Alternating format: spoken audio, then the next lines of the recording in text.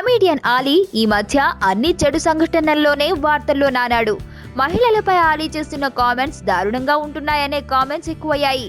YouTube ను base చేసుకుని ఆలీని తిట్టిపోసిన సంఘటనలు కూడా ఉన్నాయి.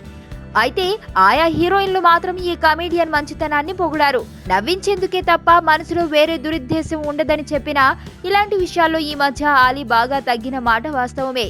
ఇదిలా ఉంటే ఆలీ మంచి మనసు గురించి బయట చాలా తక్కువ మందికి తెలుసునని చెప్పాలి. ప్రస్తుతం రంజాన్ మాసం నడుస్తోంది.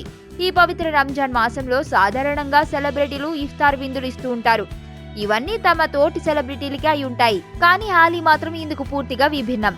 ఈ నెలలో ప్రతి ఏటా ఆలీ తప్పకుండా ఇఫ్తార్ విందు ఇస్తూ ఉంటాడు. అది కూడా చాలా పెద్ద స్థాయిలో అరేంజ్ చేస్తాడు. కేవలం పేద పిల్లలు లేని వారి కోసమే ఇఫ్తార్ను ఏర్పాటు చేయడం విశేషం.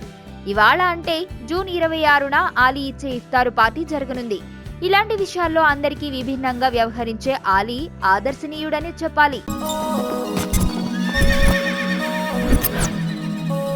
మనకి ఎవడన్నా సాయం చేస్తే మన వాళ్ళ లైఫ్తో వ్యవసాయం చేస్తాం.